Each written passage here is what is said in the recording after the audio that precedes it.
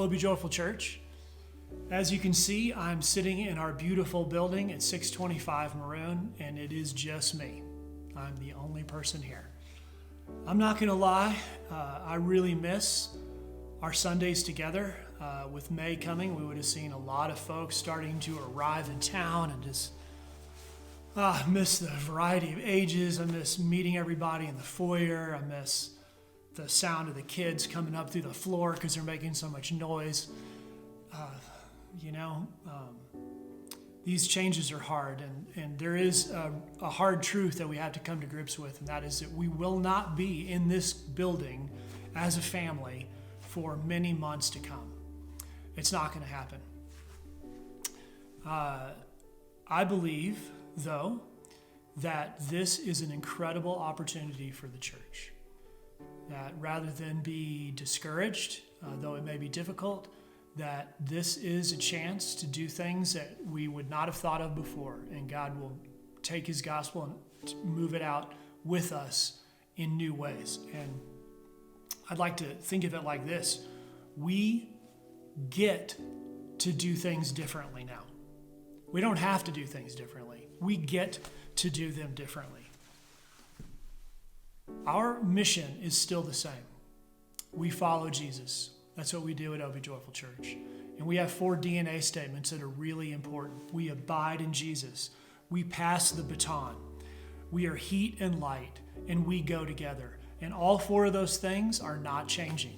And we've got to bring those into a new setting, a new place where the fellowship of the church is experiencing all of those things and bringing them to our community. To do this, y'all, we have to become a church of small groups, not a church that has small groups. So let me say that again, because it's going to become very important in where we go as in the future as OB Joyful Church. We will be a church of small groups, not a church with small groups. So I have some exciting news along those lines. In the next few weeks, we're going to be rolling out a new program, a new opportunity, and that is not an original name, but it is the House Church. We will have OB Joyful House churches in this community and hopefully several communities that we have our folks in all over the nation.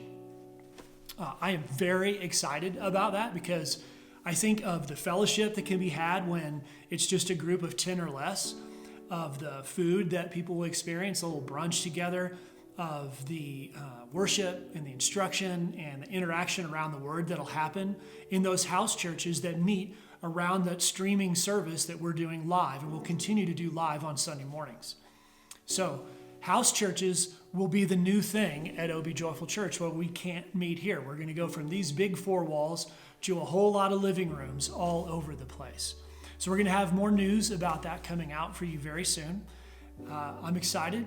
I can't wait to see what God does.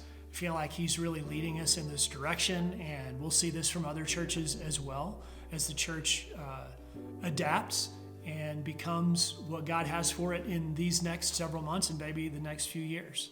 So OB Joyful, we will go together.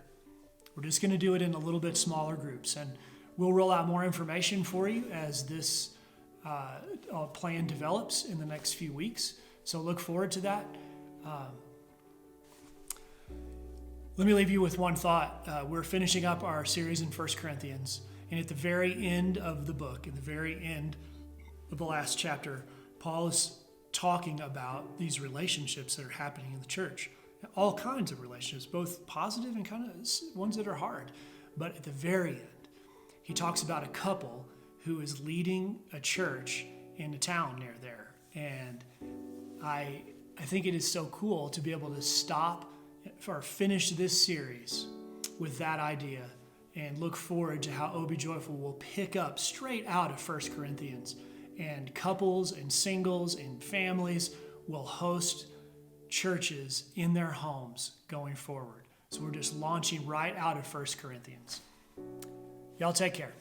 Bye-bye.